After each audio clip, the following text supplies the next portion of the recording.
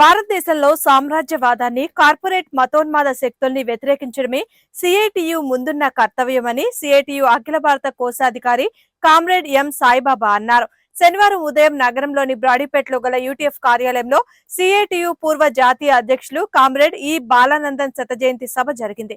ఈ కార్యక్రమానికి ముఖ్య అతిథిగా హాజరైన కామ్రేడ్ సాయిబాబా మాట్లాడుతూ, నేడు కేంద్రంలో అధికారంలో ఉన్న బీజేపీ ప్రభుత్వం అనేక కార్మిక వ్యతిరేక విధానాలతో ముందుకు సాగుతుందన్నారు. ఈ కార్యక్రమంలో సిఐటియు రాష్ట్ర అధ్యక్ష, ప్రధాన కార్యదర్శులు ఏవి నాగేశ్వరరావు, సిహెచ్ నరసింహారావు, పలువురు నాయకులు పాల్గొన్నారు. దేశంలో ఉన్నటువంటి కార్పొరేట్ మతోన్మాద ప్రభుత్వాన్ని దాన్ని ధిక్కరించాలి, దాన్ని ఓడించాలి. ఇది సిఐటి యొక్క ఆశయం. పేరుతో అనైక్యత గురి చేస్తున్న అస్తిత్వం నుంచి, వాటన్నిటి నుంచి కాపాడుకొని భారతదేశంలో ఒక విశాలమైనటువంటి ఐక్యతను సాధించాలి. అందరికీ అన్నం పెడుతున్నటువంటి శక్తులు, దేశంలో జీడీపీని సృష్టిస్తున్న శక్తులు, అది కార్మిక వర్గం, రైతాంగం, వ్యవసాయ కార్మికులు, అలాగే చేనేత కార్మికులు దోపిడీ చేస్తుందో వాళ్ళకి వ్యతిరేకంగా కార్మిక కర్షక ఐక్యతను సాధించాలి. అది క్షేత్రస్థాయిలో సాధించాలనేది ఈ రోజు ఒక సిఐటి యొక్క ఆశయం.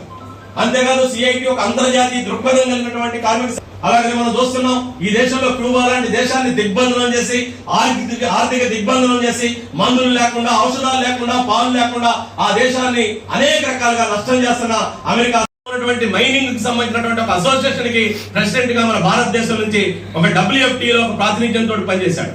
అందుకని ఇప్పుడు వీటన్నిటినీ మనం క్రోడీకరించుకున్నప్పుడు ఏంటంటే, ఈ రోజు అంతర్జాతీయంగా సామ్రాజ్యవాదాన్ని వ్యతిరేకించే కర్తవ్యం సిఐటి కర్తవ్యం, భారతదేశంలో కార్పొరేట్ మతోన్మాద శక్తుల్ని ఓడించడం అనేటువంటిది సిఐటి కర్తవ్యం, భారతదేశంలో కార్మిక కర్షక ఐక్యతను సాధించడం, శ్రమజీవుల మధ్య ఐక్యతను సాధించడం, నయా ఉదారవాద విధానాలు ఓడించేదానికి ముందుకెళ్లడం మన కర్తవ్యం. రాబోయేటువంటి కాలంలో ఇప్పటికే సిఐటి కేంద్ర కార్మిక సంఘాలు ఒక నిర్ణయం కూడా తీసుకున్నాయి. రేపు ఫిబ్రవరి 5వ తేదీ రోజున కేంద్ర ప్రభుత్వం ఏదైతే ఫిబ్రవరి 1న బడ్జెట్ పెడుతుందో, ఈ బడ్జెట్ పెట్టుబడిదారులకు వరాలు ఇస్తుంది, కార్పొరేట్ ట్యాక్స్ తగ్గిస్తుంది, వెల్త్ ట్యాక్స్ తగ్గిస్తుంది, వాళ్ళకి ఈ రోజు ప్రోత్సాహకాల పేరుతోటి అనేక రకాలైన రాయితీలు ఇస్తుంది. కానీ భారతదేశంలో ఉపాధి హామీ పథకానికి డబ్బులు ఇవ్వదు, ICDS కి డబ్బులు ఇవ్వదు, మధ్యాహ్న భోజన పథకానికి డబ్బులు కేటాయించదు, ఆరోగ్య రంగానికి డబ్బులు కేటాయించదు, అసంఘటిత రంగ కార్మికుల సామాజిక భద్రతకి కేటాయించదు, ఉన్నటువంటి కార్మిక చట్టాలు లేకుండా లేబర్ కోడ్ల పేరుతోటి మొత్తం కార్మిక వర్గాన్ని బానిసలుగా మార్చే విధానాన్ని ముందుకు తీసుకొస్తున్న క్రమంలో మనం బాలానందం నుంచి స్ఫూర్తి పొంది